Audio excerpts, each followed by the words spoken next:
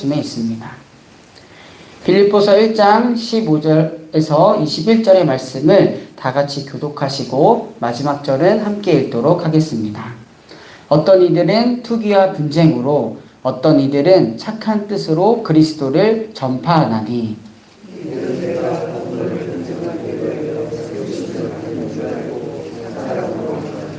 그들은 나의 매임에 괴로움을 더하게 할 줄로 생각하여 순수하지 못하게 다툼으로 그리스도를 전파하느니라.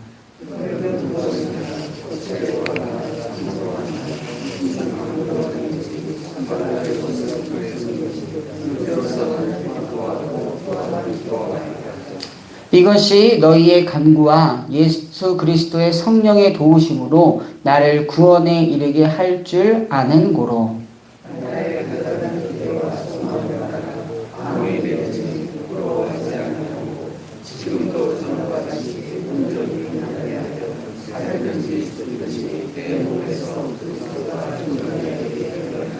함께 읽도록 하겠습니다. 이는 내게 사는 것이 그리스도니 죽는 것도 유익함이라. 아멘. 오늘도 살아계신 하나님께 하루의 시작을 드리는 모든 성도님들에게 주님의 은혜와 평강이 함께할 줄로 믿습니다. 부활하신 주님을 만난 바울의 삶을 보면요, 자신의 삶, 또 삶의 정체성을 분명히 합니다. 그것은 바로 복음 전도자입니다. 자신이 만난 예수 그리스도를 다른 이들에게 전하면서 그들의 영혼이 자신과 같이 구원을 받고 영원한 생명을 누리며 살게 하는 것이 그의 삶의 목적이었습니다. 바울에게는 이보다 더 중요하고 고귀한 일이 없다라는 고백이 계속 이어지죠. 그래서 언제나 어디서나 누구에게든지 예수 그리스도를 전하는 전도자로서의 삶을 살아갑니다. 그리고 바울은 이 전도자로서의 사명을 자신의 의나 또한 의지가 동기가 아니라 자신이 받은 은혜, 즉 자신을 만나주신 예수 그리스도의 사랑과 은혜를 동기로 합니다. 알다시피 바울은 그리스도를 믿는 자를 핍박하고 죽음까지도 내모는 사람에서 그리스도를 전함으로 참 생명을 심는 사람이 되죠. 그 누구를 의식해서가 아니라 자신의 생명을 건져주신 하나님 앞에서 살아가는 바울의 모습을 보게 됩니다. 이러한 신앙의 순수함과 열정으로 바울은 전도 여행을 떠나게 되죠. 그리고 오늘 본문인 빌립보서의 대상인 빌립보 교인들은 이 바울의 열정과 순수함을 갖는 인사를 통해서도 알 수 있는데요. 이렇게 기록되어 있습니다. 내가 예수 그리스도의 심장으로 너희 무리를 얼마나 사모하는지 하나님이 내 증인이시라. 아멘. 이 말은 예수 그리스도의 마음으로 빌립보 교인들을 내가 생각하고 있다. 그리고 사랑하고 섬기고 있다. 그리고 이 사실은 다른 누군가가 아니라 하나님께서 보고 계시다라고 바울은 이야기하고 있습니다. 사역을 하면서도 저는 이런 참 마음가짐을 꼭 품어야겠다라고 생각을 하는데요. 우리 믿는 자에게도 꼭 필요한 모습입니다. 하나님께 은혜를 받았으니 그 구원의 은혜를 전하며 나누는 삶, 또 누군가에게 자신이 이미 받은 그리스도의 사랑으로 누군가에게 다가가는 삶, 꼭 우리 믿는 자에게 필요한 삶인 줄 믿습니다. 이 빌립보서를 쓰고 있는 상황은 그가 사명으로 생각하는 복음을 전하다가 감옥에 갇히게 된 상황입니다. 이러한 바울의 상황을 두고 빌립보에 있는 교인들은 기도와 재정으로 바울과 함께합니다. 바울로부터 복음을 받아들이고 또 들은 빌립보 교인들은 감옥에 있다고 물리적인 상황이 단절되었다고 생각하는 것이 아니라 영적인 상황은 단절될 수 없다라는 것을 기도와 재정적인 후원으로 말해주고 있죠. 바울은 자신이 처한 모습을 알아주고 함께하는 빌립보 교인들에게 이 빌립보서라는 편지를 통해서 감사의 마음을 전합니다. 그리고 믿음과 삶에 대해서 더 깊은 이야기를 하게 되죠. 오늘 본문에서 바울은 자신이 처한 그런 감옥에 갇힌 상황을 믿음으로 해석을 합니다. 그리고 이 해석은 그의 삶의 방향성과 목적을 다시 한번 명확하게 보여주게 되죠. 솔직히 말해서 감옥에 있는 상황은 그렇게 긍정적인 상황이 아닙니다. 구속되어 있기 때문에 자유가 없고요. 그리고 복음을 전하는 활동이 제약되기 때문입니다. 그러나 오늘 본문 바로 앞에서 바울은 자신이 감옥에 갇힌 상황이 긍정적인 영향이 있다라고 이야기를 하는데요. 자신이 당한 일, 즉 감옥에 갇힌 일이 복음을 전파하는데 도움이 되고 있다라고 말을 합니다. 그 내용을 13절과 14절을 보시면 구체적으로 알 수 있는데요. 제가 세번역 성경으로 읽어드리겠습니다. 내가 그리스도 안에서 감옥에 갇혔다는 사실이 온 찌니데와 그 밖의 모든 사람에게 알려졌습니다. 주님 안에 있는 형제 자매 가운데서 많은 사람이 내가 갇혀 있음으로 말미암아 더 확신을 얻어서 하나님의 말씀을 겁없이 더욱 담대하게 전하게 되었습니다. 아멘. 바울이 감옥에 갇혔다는 사실이 감옥을 관리하고 감시하는 사람들, 그 밖에 모든 사람에게 알려졌다라는 것이죠. 바울이 감옥에 갇히게 된 이유가 알려졌다라는 것인데요. 바울이 감옥에 갇히게 된 이유, 다름 아니라 예수 그리스도였습니다. 그렇게 예수 그리스도를 믿지 않는 이들, 튀니대, 로마 군인, 그 밖의 사람들에게 전해졌다라는 것이죠. 또한 감옥에 갇히는 것도 두려워하지 않는 바울의 모습을 보면서 믿는 자들은 더욱더 확신과 힘을 얻어서 하나님의 말씀을 담대하게 전하는 일들이 일어났다라고 바울은 말하고 있습니다. 즉 바울이 감옥에 갇히게 된 일이 믿지 않는 자들, 믿는 자들에게 다 새로운 자극이 되었다라는 것이죠. 그리스도가 알려지고 전해지는 자극 말입니다. 바울의 이런 모습을 보면서 우리의 신앙을 다시 한번 되돌아보게 됩니다. 나의 신앙은 과연 누군가에게 하나의 자극이 되고 있는가 말이죠. 믿지 않는 자들에게는 그리스도가 누구인지 궁금하게 되게 되는 자극, 그리스도를 알고 싶어 하게 되는 그런 자극, 또한 믿는 자들에게는 그리스도를 더 깊이 알고 싶고 더 깊이 믿고 싶고 전하게 싶어지게 되는 자극 말입니다. 이러한 신앙생활을 하게 되면 얼마나 멋질까요? 우리 모두가 누군가에게 하나의 새로운 자극이 되는 멋진 신앙생활을 하시게 되기를 축복합니다. 이러한 신앙생활을 위해서는 어떻게 해야 될까요? 자극을 받았으면 좋겠다라는 대상을 생각하면서 신앙생활을 해야 할까요? 그렇지 않습니다. 바울은 오늘 본문의 모습을 통해서 그 비결의 모습을 넌지시 알려주는데요. 오늘 본문을 보시면 바울에 대한 투기와 분쟁이 있고 바울이 감옥에 갇혀 있다는 사실을 오히려 당연하게 여기며 그것을 계속 유지시키려고 하는 무리가 있음을 짐작할 수 있습니다. 15절을 보시면 투기와 분쟁으로 그리스도를 전파하는 사람들이 있다라는 것을 알게 되고요. 17절에서는 그들에 대해서 구체적으로 이야기를 하는데요. 세번역 성경으로 읽어드리면 다음과 같습니다. 시기하고 다투면서 하는 사람들은 경쟁심으로 곧 불순한 동기에서 그리스도를 전합니다. 그들은 나의 감옥 생활에 괴로움을 더하게 하려는 생각을 품고 있습니다.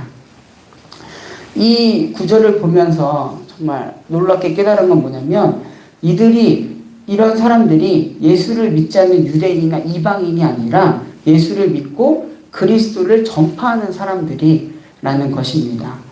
바울이 투기하고 분쟁하고 감옥에 있는 것을 당연하게 생각하는 사람들이 말이죠. 신학자들은 이들에 대해서 빌립보 교회의 그리스도인들 가운데 바울을 시기하고 또한 질투하는 사람들이 있었다라고 생각을 합니다. 그래서 경쟁심에서 바울이 감옥에 있는 동안 그들은 더욱더 자신의 세력을 확장하고자 선교의 열성을 강화한 사람들이었다라고 봅니다.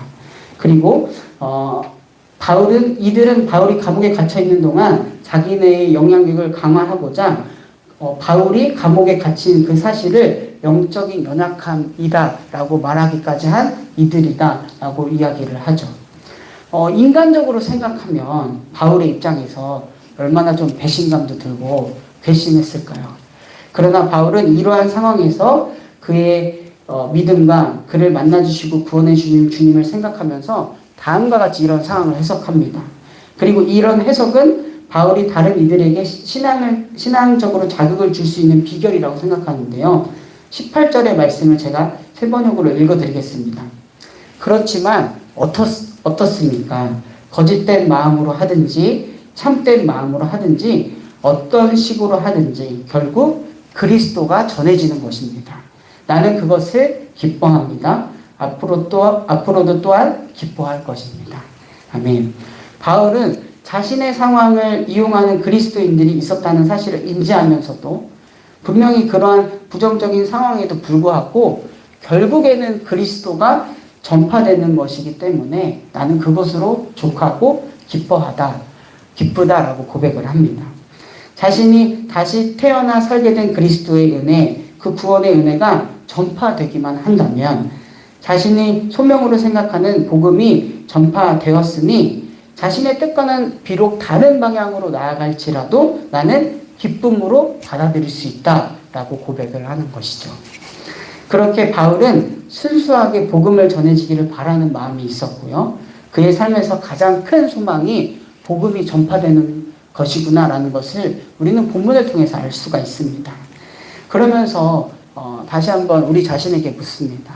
나는 믿는 자로서 과연 복음을 전파하는 것이 정말 순수하게 전파되는 것을 원하는가 말이죠. 마지막으로 본문에서 바울은 그가 다시 자유로운 몸이 되어 계속해서 복음을 전파하게 될지 혹은 죽음으로써 그의 믿음이 죽음도 두려워하지 않고 이기는 믿음을 보이게 될지 나는 어느 쪽이든 상관없다라고 이야기를 합니다. 왜냐하면 어떠한 삶의 모습으로 하나님께서 인도하시든지 그의 삶의 목적은 그리스도를 더욱 존귀하게 드러내는 것에 목적이 있기 때문입니다. 바울이 지녔던 삶의 기대와 소망이 다시 한번 잘 드러나는 대목이라고 할 수 있습니다. 빌립보서 1장 20절입니다. 나의 간절한 기대와 희망은 내가 아무 일에도 부끄러움을 당하지 않고 온전히 담대해져서 살든지 죽든지 전과 같이 지금도 내 몸에서 그리스도께서 존귀함을 받으시라는 것입니다. 아멘. 예수 그리스도께서는 우리가 알다시피 공생의 기간에도 그리고 죽으시면서도 구원이라는 유익을 우리들에게 허락해 주셨습니다. 그러한 그리스도께서 내 안에 산다는 고백은 그 삶을 이어 살겠다라는 고백입니다. 그리스도께서 공생의 기간 소외된 자, 병든 자, 억압된 자들에게 자유와 구원을 선포해 주셨던 것처럼 십자가에서 죽으시면서 구원을 이루신 것처럼 그렇게 사라지는 은혜가 내게 있다라는 귀한 고백입니다. 그리고 이 고백이 오늘 우리에게도 있기를 원합니다. 나에게는 사는 것이 그리스도이시니 죽는 것 또한 유익합니다. 우리 사랑하는 정밀교회 성도님들, 우리가 예수 그리스도께 받은 사랑과 은혜를 순수하게 전하면서 그리스도의 삶을 이어 살아가는 우리의 믿음이 있기를 간절히 원합니다. 그렇다면 이 믿음을 통해서 예수 그리스도께서 존귀하게 드러나실 것입니다. 마치 열매를 머금은 꽃을 통해서 싱그러운 생명의 향기가 전해지듯이 그리스도를 담은 우리를 통해서 정말 예수 그리스도의 생명이 존귀하게 드러나기를 간절히 바랍니다. 그러한 복된 삶을 소망하며 또한 살아가는 우리 모두가 되기를 간절히 바랍니다. 제가 기도하고 말씀 마치도록 하겠습니다. 사랑하는 주님, 오늘 하루를 우리를 신실하게 사랑하시는 주님 앞에 우리의 마음을 드리는 예배자로 살아가게 하시니 감사합니다.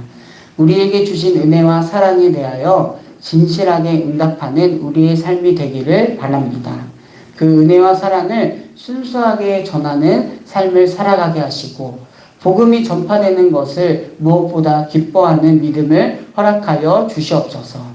또한 우리 안에 살아계신 예수 그리스도를 드러내는 무엇과도 바꿀 수 없는 삶, 그 귀하고 복된 삶을 살아가게 하소서. 특별히 우리 정릉교회가 이 지역사회에서 은총의 숲을 이루실 것을 기대하며 복음의 씨앗을 마음을 다해 꾸준히 심는 교회가 되게 하소서. 주님의 긍휼하심을 의지하며 나라와 민족 세계를 위하여 중보합니다.